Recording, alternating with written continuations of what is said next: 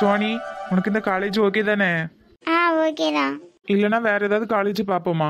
இல்லை இதே பிடிச்சிருக்கு. ஃபீஸ்லாம் அதிகமாக இருக்கும்னு எதுவும் பார்க்காதம்மா. உனக்கு எந்த காலேஜ் பிடிக்குன்னு சொல்லி அதுலேயே அட்மிஷன் போடுவோம். இல்லை எனக்கு இது பிடிச்சிருக்கு. அப்போ சரி. உன் ஃப்ரெண்ட்ஸ்லாம் எந்த காலேஜுமா சேர்ந்துருக்காங்க? தெரியல, வீட்டில் போய் கேட்டால் தான் தெரியும். அப்படியா? வேணா உன் ஃப்ரெண்ட்ஸ்லாம் எந்த காலேஜில் சேர்ந்துருக்காங்கன்னு கேளு, அங்கேயே அட்மிஷன் போட்டுருவோம். இல்லை இல்லை, நான் இந்த காலேஜில் தான் படிக்கணும்னு ஆசைப்பட்டேன். அப்படியா? அப்போ ஓகே. நானே என் க்ளோஸ் ஃப்ரெண்டு இங்கே தான் சேரணும்னு ஆசைப்பட்டோம். எப்படியும் அவளும் இங்கே தான் அட்மிஷன் போட்டிருப்பா. அதனால எனக்கு பிரச்சனை இல்லை. சரி சரி, உனக்கு பிடிச்சிருந்தா ஓகே தான். அப்புறம் சோனி, உன்கிட்ட கொஞ்சம் முக்கியமான விஷயம் ஒன்று பேசணும். நீங்கள் ஃபோனில் கேட்டது தானே? ஃபோனில் கேட்டதா? அதான், உங்களுக்கு ஒரு செல்ல பேர் வைக்கணும்னு கேட்டீங்களே. ஓ அதுவா? என்ன வச்சிருக்க சொல்லு. அதான் எனக்கு தெரியல, எப்படி கூப்பிடுறதுன்னு தெரியல. ஆமாம், இந்த வாங்க போங்கன்னு கூப்பிட்டா ரொம்ப டிஸ்டன்ஸாக இருந்த மாதிரி இருக்கு. வேணா மாமான்னு கூப்பிடட்டா? சியோ, சிரிப்பா வருது. அதெல்லாம் ஒன்றும் வேண்டாம். அப்புறம் எப்படி கூப்பிடணும்? என் பேரை சொல்லி கூப்பிடுறியா? ஐயோ, கட்டிக்க போறவங்க பேரெல்லாம் சொல்லக்கூடாதுன்னு சொல்லுவாவில்ல. ஐயோ சோனி, அதெல்லாம் அந்த காலம். நீ என்னைய பேர் சொல்லியே கூப்பிட. எனக்கு ஒரு ஃப்ரெண்டு மாதிரியே இருப்பியா நீ? சரி. எங்க ஒரு தடவை கூப்பிடு. சிவா. இதான் நல்லா இருக்கு. இப்போ நீங்க சொல்லுங்க. அது வந்து சோனி, ஃபர்ஸ்ட் நான் ஒரு முக்கியமான விஷயம் சொல்லணும். அதை சொல்லிவிடட்டுமா? என்ன விஷயம்? நீ எதுவும் தப்பா எடுத்துக்கிட மாட்டல்ல? எனக்கு ஒரு ஃப்ரெண்டு மாதிரி தானே இருப்ப. ஆமா. அது வந்து நான் ஒரு பொண்ணு. இப்ப தம்பி சொல்லுங்க தாத்தா. இப்ப என் பையனுக்கு ஒரு போன் அடிக்கணும். போன் போட்டு தையா இருமா. சரி சிவா. நம்பர் சொல்லுங்க தாத்தா. நம்பர் தான் தெரியல, அதுல எடுத்து பாருயா. 1 2 3ன்னு பதிஞ்சு வச்சிருக்கோம். இந்தாங்க தாத்தா. ஐயா ரிங்கு போதா? போகுது தாத்தா. ரொம்ப நன்றியா. சோனி, எதுல விட்டேன்? ஏதோ முக்கியமான விஷயம் பேசணும்னு சொன்னீங்க. ஒரு பொண்ணு நீங்க. அதுவா? நான் உன்கிட்ட எதையும் மறைக்க விரும்பலமா. இதுக்கு முன்னாடி ஒரு பொண்ணு. பரவாயில்ல சிவா, எதுவா இருந்தாலும் சொல்லுங்க. நான் ஒரு பொண்ணு. என்ன சிவா, லவ் பண்ணீங்களா? என்னம்மா, உனக்கு கோவம் வரலையா? இதுல என்ன இருக்கு கோவப்படுறதுக்கு? எல்லார் வாழ்க்கையிலுமே காதல்னு ஒண்ணு இருக்கதானே செய்யும். என்னம்மா, நான் இந்த விஷயத்த வாங்கிட்டு சொன்னதும் நீ ரொம்ப ரியாக்ட் பண்ணுவல நினைச்சேன். நீங்க கல்யாணத்துக்கு அப்புறம் சொல்லியிருந்தாதான் நான் கோவப்பட்டிருப்பேன். என்கிட்ட எதுவுமே மறைக்க கூடாதுன்னு தானே இப்பதே சொல்றீங்க. இதான் உங்களை எனக்கு ரொம்ப பிடிச்சிருக்கு. என்னம்மா, என் மேல உனக்கு கோவம் இல்லையா? எதுக்கு கோவப்படணும்? இல்லம்மா, நான் ஒரு பொண்ணை லவ் பண்ணுன்னு சொல்றேன். இப்போ உன் கூட உட்காந்துருக்கேன். உனக்கு கோவம் வரலையா? காதலிச்ச பொண்ணை விடணும்னு யாரும் ஆசைப்படுறது இல்லை.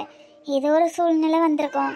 உங்களுக்கும் அதே மாதிரி ஏதோ ஒரு சூழ்நிலை வந்திருக்கும், அப்படிதானே? ரொம்ப தேங்க்ஸ்மா.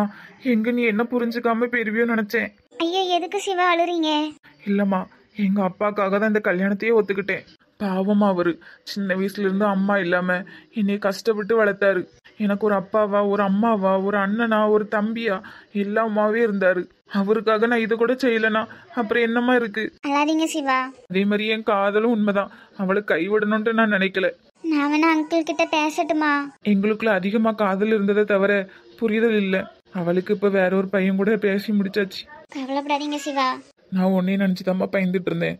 நீ வேற சின்ன பொண்ணா இருக்க, எங்க இந்த விஷயத்த கேட்டு ரொம்ப ரியாக்ட் பண்ணிருவியோன்னு நினைச்சேன். உங்களை பாக்குற ஒரு நிமிஷத்துக்கு முன்னாடியே கூட இந்த கல்யாணத்தை நிறுத்திடணும்னு தான் நினைச்சேன். ஏம்மா, உனக்கு ஏதாவது காதல்? காதல் தான், தீராத காதல் என் படிப்பு மேல. ஆனா எப்போ உங்களை பார்த்தனோ அந்த காதல் உங்க மேல வந்துட்டு. உனக்கு எதுவும் வருத்தம் இல்லையம்மா? அப்படிலாம் எதுவும் வருத்தம் இல்லை சிவா. இந்த மாதிரி ஒரு ஃப்ரெண்டு கிடைக்க நான் கொடுத்து வச்சிருக்கணும். உனக்கு பார்க்குக்கு வர்றதுன்னா ரொம்ப பிடிக்குமா பூர்ணி? பிடிக்கும்.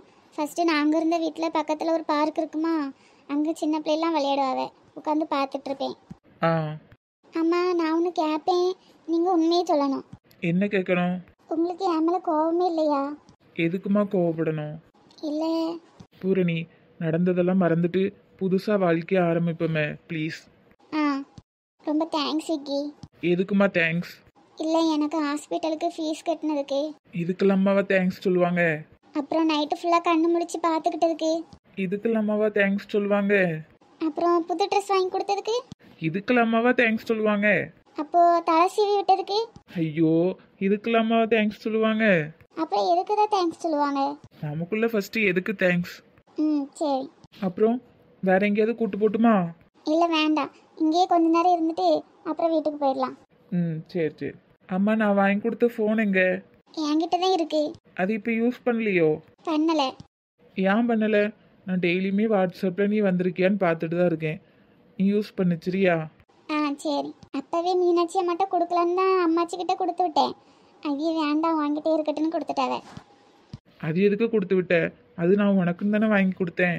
அதுக்கு இல்ல, அது என்னமோ உனக்கு தான் சரியா? சரி. அம்மா என் பேரை எப்படி சேவ் பண்ணி வச்சிருக்க? விக்கின் தான். அப்படியா? நான் உன் பேரை எப்படி சேவ் பண்ணி வச்சிருக்கேன்னு பார்க்குறியா? எங்க காட்டுங்க. பாப்புவா? ஆமாம். உனக்கு பிடிச்சிருக்கா?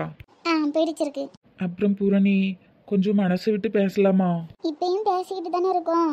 அது இல்லைம்மா, என் மனசில் இருக்கிறத கேட்கலாமா? கேளுங்க.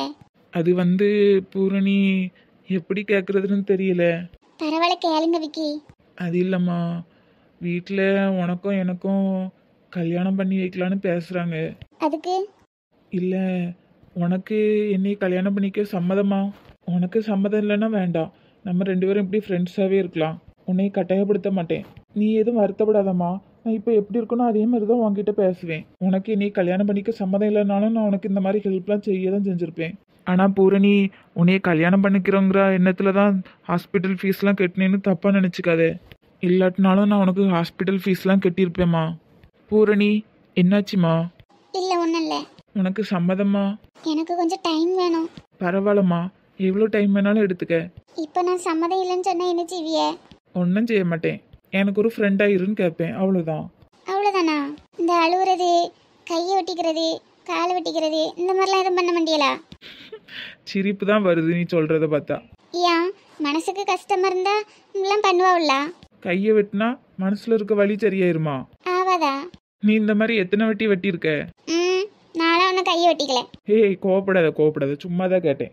லூஸு, மனசில் இருக்க வலிக்கு போய் கையை வெட்டிக்கிட்டா எப்படி சரியாகும்? சரியாவாதா? இந்த படத்துலலாம் நிறைய பேர் காதல் தோல்வி வந்துட்டுனா கையை காலெல்லாம் வெட்டிக்கிடுறாவுல, அதான் கேட்டேன். அதெல்லாம் சும்மா. இந்த வலி ஒன்றும் மனசில் உள்ள வலியெல்லாம் ஒன்றும் குணப்படுத்தாது. அப்போ நான் வேண்டாம்னு சொன்னா நீங்கள் கையை வெட்ட முடியலா? நானும் வெட்ட மாட்டேப்பா. எனக்கு சுட்டி ஒரு கையை கூட வெட்ட முடியலா? சான்ஸே இல்லை, நானும் கையை வெட்டிக்க மாட்டேன். எனக்கு சுட்டி நீங்கள் கையை வெட்டி தான் ஆகணும். நம்மளாலெல்லாம் வலியை தாங்க முடியாது. என்னாலலாம் கை வெட்ட முடியாது. எனக்காக கொஞ்சம் வெட்டிக்கிடுங்களா? முடியாதுப்பா, முடியாது. ஏன் இப்படி சொல்லுதிய? ஒரு பொய்க்கு சுட்டியாது நீ வேண்டான்னு சொல்லிட்டா நான் கையை வெட்டிப்பேன்னு சொல்லுங்களா? சான்ஸே இல்லை, என்னாலலாம் பொய் சொல்ல முடியாது. ஏன் இப்படி இருக்கிய? சும்மா விளையாட்டு காட்டுன்னு சொல்லுங்க, கையை வெட்டிக்கிடுவேன்னு. முடியாது. சிப்பு வாங்க, நீங்க ரொம்ப மோசம். சரி சீத்து, நான் வீட்டுக்கு கிளம்புறேன்ன. மீனாட்சி, இவ்வளவு நேரம் உட்காந்து பேசுனதுல நேரம் போனதே தெரியல. பிள்ளைகள் வர வட்டியும் அப்படியே. ஐயோ, அவரு ஒத்தையில இருப்பாரு, அவரையும் கொஞ்சம் பார்க்கணும்ல. ஆமா. சரி, நான் வீட்டுக்கு கிளம்புறேன்ன. சரிங்க சம்மந்தி. சீத்து, நம்ம எதுவும் அவசரப்பட வேண்டாம். பிள்ளைகள் நல்லா பேசி அவளுக்குள்ள என்ன முடிவு எடுத்துக்கிடுறாவளோ அதை பார்த்து நம்மளும் முடிவு எடுப்போம். அவளுக்கு சம்மதம்னா இந்த கல்யாணத்தை பத்தி பேசுவோன்னு எனக்கு நம்பிக்கை இருக்கு மீனாட்சி. 2 பேரும் சம்மதிச்சிருவா பாரு. சம்மதிச்சா சந்தோஷம் தானே. ஆனா இந்த வாட்டி எந்த தப்பும் நடந்துடக்கூடாது. ஆமா, பூரணி சம்மதம் இல்லாம இந்த கல்யாணத்துக்கு ஏற்பாடு பண்ணக்கூடாது, சரியா? சரி மீனாட்சி. சரி, அப்ப நான் வாரேன். சரி மீனாட்சி. ஏட்டி சுயம்பு, இப்பயாவது மீனாட்சி குணத்தை பத்தி தெரிஞ்சுக்கிட்டியா? ஆமாம்மா, எவ்வளோ நல்ல விழா இருந்திருக்காவ. நான் தான் அவில புரிஞ்சுக்காம பணத்திமுறையில் இருக்காவன்ட்டு தப்பா பேசிட்டேன். இப்பயாவது உனக்கு புரிஞ்சுது, அதுவே போதும். தங்கச்சி சொன்னப்ப கூட நான் நம்பல. அவி இப்ப மட்டும் இல்லக்கா, எப்பயுமே எல்லாருக்கும் உதவி பண்ணுவாவே. நமக்கே எவ்வளவு உதவி பண்ணியிருக்காவ தெரியுமா? இப்பதான் புரியுது அவிய குணத்தை பத்தி. இம்மா, இந்த முத்து பையன் இன்னும் வரலையே? வருவான்ட்டி, எங்கேயாவது வேலை தேடி போயிருப்பான். இம்மா, நான் அள்ளிக்கிட்ட சொல்லிட்டேன் தனியா போங்கன்னு. என்னம்மா சொல்றா? ஆமாம்மா, காலையிலேயே அள்ளியை கூப்பிட்டு சொல்லிட்டேன். எம்மாடி சந்திரு, அதுக்கு அவன் என்னம்மா சொன்னா? அழுதாம்மா, நான் எப்படி தனியா இருப்பேன் அப்படி இப்படின்னு பேசுனா. பாவம்மா, முத்து செஞ்ச தப்புக்கு எதுக்குமா அவளுக்கு தண்டனையை கொடுக்குறே? இல்லம்மா, நான் செஞ்சது சரிதான். அவங்க 2 பேரும் கொஞ்ச நாள் தனியா இருக்கட்டு, அப்பதான் அவன் தெரிஞ்சு வருவான். இம்மா, நகை காணாம போன விஷயத்துல கூட முத்து மேலதமா சந்தேகமா இருக்கு. நீ அவனை இதுக்கிட்டி சந்தேகப்படுறா? அவன் பிறந்ததுல இருந்து இங்கதான் இருக்கான். அவன் என்ன அப்ப எடுக்காத நகையை இப்ப எடுத்துட போறான்? எனக்கு நம்ம உன் அக்கா வீட்டுக்கார மேலதான் சந்தேகமா இருக்கு. என்னன்னு தெரியலம்மா, உண்மை என்னைக்காவது வெளியே வந்ததுன்னு ஆகணும். ஏட்டி, அதுக்கு எதுக்கு அவங்க 2 பேரையும் தனி கொடுத்தனும் போச்சுன்னா? கொஞ்ச நாள் கஷ்டப்படட்டுமா, அப்பதான் உழைப்புனா என்னன்னு தெரியும். அவன் வந்த உடனே இதை பத்தி அவன்கிட்ட பேசணும். ஏட்டி, வந்த உடனே ஆரம்பிக்காத. பிள்ளை சாப்பிட்டானோ சாப்பிடலையோ என்ன தெரியல. ஒரு நாள் சாப்பிடலன்னா ஒன்றும் குறைஞ்சி போயிட மாட்டான். நீ அவனுக்கு சப்போர்ட் பண்றது நிறுத்து. சப்போர்ட் பண்ணி தான் அவன் இந்த நிலைமைக்கு வந்து நிற்கான். நான் என்ன தட்டி அவ்வளவு சப்போர்ட் பண்ணிட்டேன், என் மேலே கோவத்தை காட்டிட்டு போறா. அம்மா, இவ்வளோ வர வருத்தம் தாங்க முடியல.